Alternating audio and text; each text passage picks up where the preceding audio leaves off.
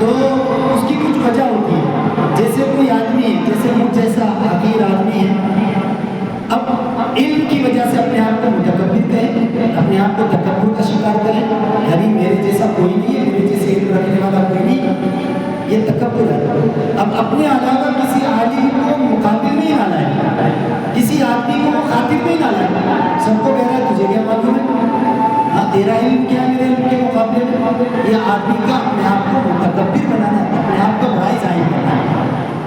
اسی طریقے سے آدمی کوئی خوبصورت ہوتا ہے، اس سے خوبصورتی کا بھی تکبر ہوتا ہے. کوئی آدمی مالدار ہوتا ہے، اس سے اپنی مالداری کا بھی تکبر ہوتا ہے. کوئی آدمی طاقت اور قوت حکومت والا ہوتا ہے، اس سے اپنی طاقت اور حکومت کا بھی تکبر ہوتا ہے. ان وجوہات کی بنا پر کوئی آدمی کسی کو خاطر میں نہیں لاتا. حالانکہ یہ تمام کی تمام چیزیں جتنی موجود ہیں سب ایک نہ ایک دن زائل ہونے والی ہے، ختم ہونے والی ہے. جو مالدار رہا سدا کوئی مالدار نہیں رہا، ہمیشہ کوئی مالدار نہیں رہا. حسن والا ہے سدا کوئی ہمیشہ حسین و جمیل نہیں رہا. طاقت والا ہے سدا کوئی طاقت والا حکومت والا نہیں رہا. اللہ قرآن پاک میں فرماتے ہیں وَتِلْكَ الْأَيَّامُ نُدَاوِلُهَا بَيْنَ النَّاسِ. اللہ زمانے کی گھنٹی اور زمانے کی گھڑی کو گھما دیتے رہتے ہیں. آج امیر ہے کل غریب ہے، آج صحت مند ہے کل بیمار ہے، آج طاقتور ہے کل مجبور ہے. یہ زندگی کے اندر ہے. لیکن سب سے زیادہ تکبر اگر کسی کا ہوتا ہے تو وہ علم کا تکبر ہوتا ہے. سب سے زیادہ تکبر. مال آدمی کا ختم بھی ہوتا ہے، بڑھتا بھی ہے، سب ہوتا ہے. حسن بھی ختم ہوتا ہے، یہ بھی ہوتا ہے، ساری چیز. علم ایک ایسی چیز ہے جو آدمی کو ہمیشہ ترقی دیتی ہے. علم بڑھتا ہے ہمیشہ، گھٹتا نہیں. اور یہ علم کا تکبر سب سے زیادہ خطرناک تکبر ہوتا ہے. اب شیطان کا بھی تکبر یہی تھا، علم کا تکبر تھا. شیطان کا تکبر علم کا تھا. اللہ نے عرش کے سب سے زیادہ قریب شیطان کو رکھا تھا، سب سے زیادہ قریب. اور اسی وجہ سے اللہ کے عرش کے زیادہ قریب ہونے کی وجہ سے آسمان کی نورانی مخلوق سے کہیں زیادہ اللہ کے قریب تھا. جنت میں اس کو رکھا گیا. ہم پڑھتے ہیں سنتے ہیں وہ معلم الملائکہ جس کو کہتے ہیں، فرشتوں کو سکھانے والا. لیکن اصل میں فرشتوں کو سکھانے والا نہیں تھا، فرشتوں کے ساتھ میں رہ کر وہ سیکھا ہوا تھا. فرشتوں کے ساتھ میں رہ کر وہ سیکھا ہوا تھا، خدا کے سب سے زیادہ قریب تھا. آسمان میں عرش کے قریب سب سے دو طرح کی مخلوق ہو گئی. ایک ہو گئی آگ والی مخلوق جو شیطان ہے، آگ والی مخلوق جو شیطان ہے. اور ایک نور والی مخلوق وہ فرشتے. نور والی مخلوق وہ فرشتے. اب دو مخلوق وہاں پر تھے، فرشتے بھی تھے اور شیطان بھی تھا. شیطان میں کون تھا؟ اللہ خود سورہ کہف کے اندر فرماتے کان من الجن. شیطان بھی در حقیقت جن ہے. شیطان بھی کیا ہے؟ یہ الگ سے کوئی تیسری مخلوق نہیں ہے. یعنی جو نیک ہوتا ہے اسے کہتے ہیں جن، جو برا ہوتا ہے اس کو کہتے ہیں شیطان. جو نیک ہوتا ہے اسے کہتے ہیں جن، فرمانبردار جو ہوتا ہے اسے کہتے ہیں جن. اور جو نافرمان ہوتا ہے، جو آگ والی مخلوق ہوتی ہے، وہ ہوتا ہے شیطان. جیسے بعض اچھے لوگ ہوتے ہیں تو ان کو فرشتہ صفت انسان کہتے ہیں، اور جو برے لوگ ہوتے ہیں تو ان کو کہتے ہیں شیطان صفت انسان. شیطان حالانکہ وہ انسانی لیکن عادات اطوار اخلاق کی وجہ سے اس کو کہا جا رہا ہے شیطان صفت. تو جنات میں بھی جو نیک ہوتے ہیں اسے جن کہتے ہیں، جو برے ہوتے ہیں اسے شیطان کہتے ہیں. اللہ پاک نے کہا سجدہ کرو، وہ کہنے لگا میں کیوں سجدہ کروں؟ کہنے لگا میں کیوں سجدہ کروں؟ انا خیر من. فلسفہ یہ ہے، آدمی کا قیاس یہ کہتا ہے، آدمی کی تھنک یہ کہتی ہے کہ جو افضل ہوتا ہے اس کے سامنے جھکا جاتا ہے، جو افضل نہیں ہوتا اس کے سامنے افضل جھکتا نہیں. ہر بڑا آدمی چھوٹے کے سامنے تو نہیں جھکے گا. انا خیر من، میں تو اچھا ہوں، اس سے بہتر ہوں. کیوں؟ دلیل بھی پیش کرتی ہے، خلقتنی من نار وخلقتہ من طین. حالانکہ اللہ کے حکم کے سامنے تو جھکنا ہے، وہاں کوئی عقل کی کھوپڑی نہیں چلانی، اپنی کھوپڑی نہیں چل دوڑانا ہے. بس اللہ نے کہا مانو کرو کرو بس ہو گیا. یہ صفت ہونی چاہیے ہماری بھی. ہمارے سمجھ میں آندے نہ کو آندے، ہمارا مزاج چلے دے نہ کو چلے دے، ہماری مزاج کے مطابق ہوں دے نہ کون دے، اللہ کا حکم ہے، بندے کی شان ہے، مخلوق کی شان ہے اللہ کے حکم کے سامنے جھکنا۔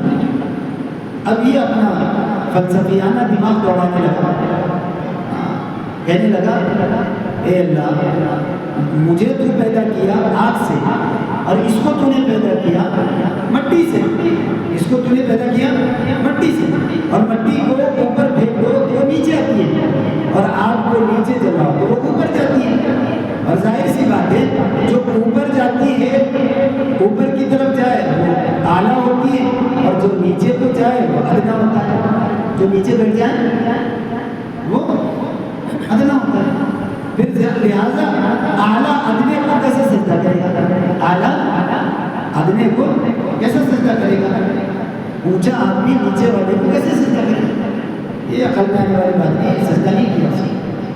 حالانکہ یہ کوئی تھیوری یہ ہمیشہ کے لیے صحیح نہیں ہے۔ ہم سمندروں میں اندر دیکھیں، جھاگ جو ہوتا ہے وہ کہاں جاتا ہے؟ اوپر آتا ہے۔ جھاگ جو ہوتا ہے وہ کہاں ہوتا ہے؟ اوپر ہوتا ہے، اور جو موتی ہوتا ہے، قیمتی سامان ہوتا ہے وہ کہاں رہتا ہے؟ سمندروں کے نیچے رہتا ہے۔ اس کے ایک دم غوطہ خور سمندر کی تہوں میں پہنچتے وہاں سے موتی نکالتے ہیں۔ یہ کوئی اس کا جو دماغ اس نے جو دعایا شیطان نے، یہ محض تکبر کی وجہ سے تھا، یہ محض اناد کی وجہ سے تھا، محض اپنے آپ کو بڑا ظاہر کرنے کے لیے تھا۔ اللہ کے سامنے جو ہے وہ اپنا دماغ دوڑا رہا ہے۔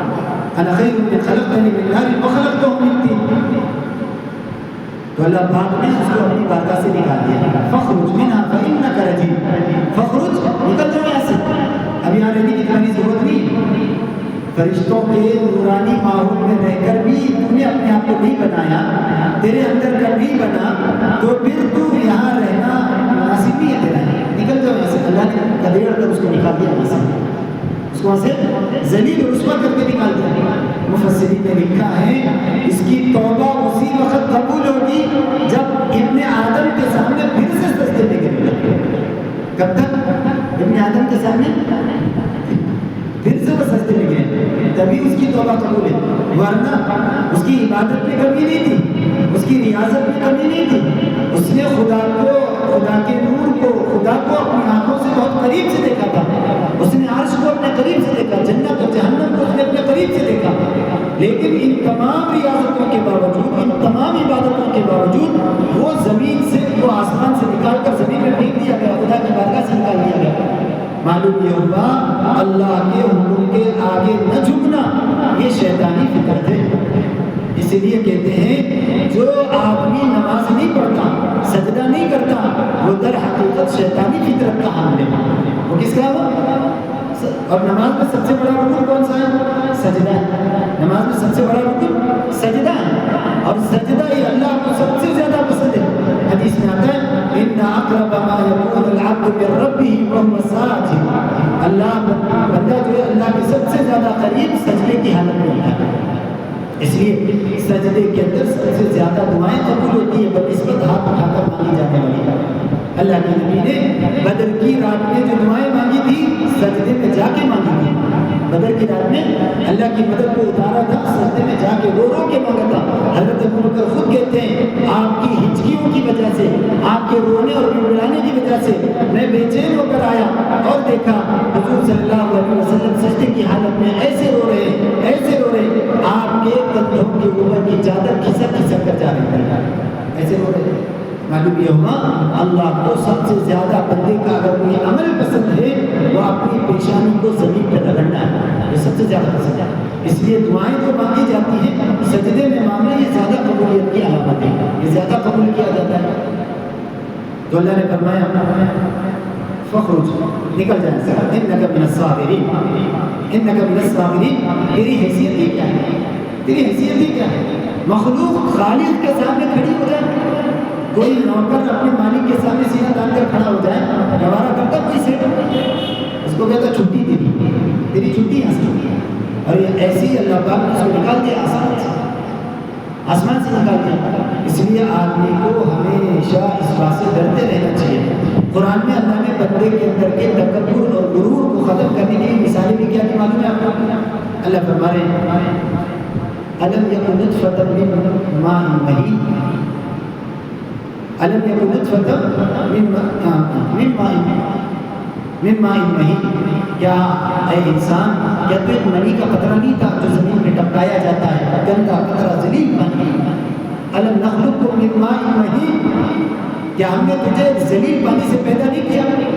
अब बताओ, इंसान को उसकी हैसियत समझाने के लिए अल्लाह पाक इस तरह का जुमला इस्तेमाल करके हमारे जहनों में ये बात दाखिल करना चाह रहे हैं, मेरी हैसियत चाहे मैं दुनिया के किसी भी ऊंचे से ऊंचे रुतबे में जाऊं, मेरी असल हैसियत क्या है?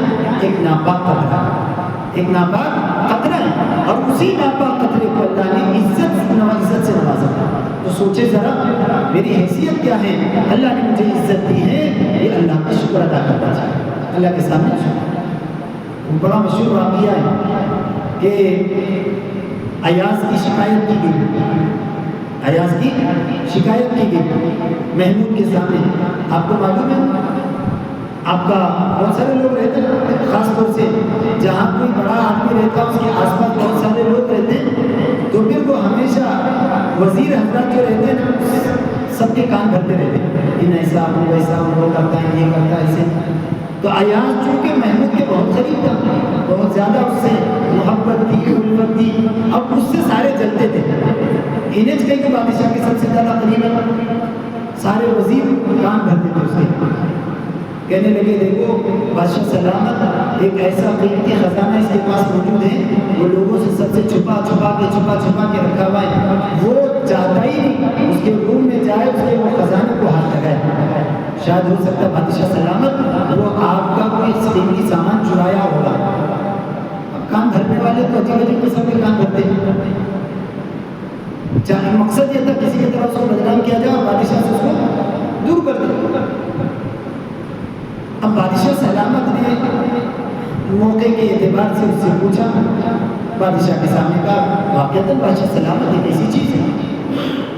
बादशाह ने कहा, लाके बताओ। कहने लगा, बादशाह सलामत जान बख्श दी जाए, माजरत चाहता हूँ, पूरे एहतराम के साथ कहता हूँ, वो ख़जाने को मैं किसी के सामने बताना नहीं चाहता, चाहे आप ही क्यों ना। बादशाह का शक और बढ़ गया, बादशाह परेशान होगा, वाक़ईतन मेरा ही सामान उसने चुराया होगा, चुरा कर उसने बचा रहा और फिर उस पर मुझसे छुपाना चाह रहा है। अब बहुत इसरार हुआ बादशाह की जानिब से, तो फिर वो बादशाह के सामने पेटी लाई गई, संदूक लाया गया और संदूक में से निकाला गया, तो उसमें से पुरानी फटी की 2 जूतियाँ थी और ऊपर का कफ्तान था, यानी ऊपर जो पहनते वो कफ्तान था, और एक पुरानी किस्म की पगड़ी थी, पुरानी किस्म की पगड़ी थी। अब जब वो बादशाह ने देखा, बड़ा हैरान हुआ, ये छुपाने की भी कोई चीज़ है, ये छुपाने की भी कोई चीज़ है? तुम्हें तो चाहिए था कि खुल के बता देते, ताकि वज़ीरों के सामने तुम्हारा मकाम और बढ़ता और मेरा एतमाद और बहाल होगा।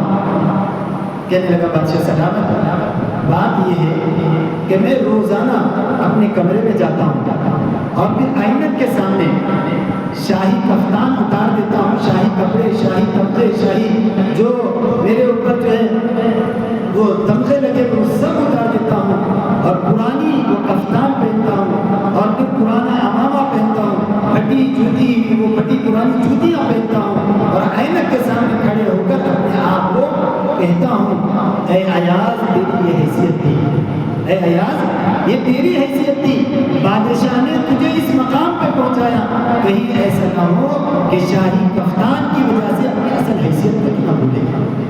बस ये आदत ही नहीं, इसलिए मैं अपना राज किसी के सामने जाहिर करना नहीं चाहता था। मैं अपनी हैसियत को याद रखने के लिए, अपनी हैसियत को याद रखने के लिए इस फटी पुरानी जूतियों को जो पहली असल हालत में आया था, इसको छुपा के रख रहा था, वरना कहीं ऐसा ना हो मैं बादशाह की दी हुई हैसियत और उसकी वजारत और उसके ओहदों की वजह से मैं अपनी पुरानी हैसियत को न भूलूं। तो ऐसे कभी कभी आदमी को भी अपनी हैसियत याद करना पड़ता है। अल्लाह के सामने भी, ए अल्लाह मैं क्या था, तूने मुझे कहाँ से कहाँ पहुँचाया, इज्जत तेरी शान है, मकाम तेरा शान है, रिफ़ात तेरी शान है और तू खालिक व मालिक है, मैं तेरा बंदा हूँ, بندہ اللہ کے سامنے یوں کہتا ہے تو پھر اللہ کو بہت پسند آتا ہے، اللہ کو یہ بہت پسند آتا ہے۔ تو اگر یہ شیطان اللہ کی رحمت سے دور چلا گیا، کیوں چلا گیا؟ اللہ کی بارگاہ سے کیوں نکالا گیا؟ محض تکبر کی وجہ سے۔ آج یہی فطرت میرے اندر بھی ہے، آج یہی باتیں میرے اندر بھی موجود ہیں، اس لیے ہم اللہ کی بارگاہ سے بار بار نکالے جاتے ہیں، بار بار دھمکارے جاتے ہیں۔ بندے کو سجدے کی توفیق نہیں مل رہی، یہ اس بات کی علامت ہے اللہ پاک اس کی کسی عمل کی وجہ سے ناراض ہے مجھ سے۔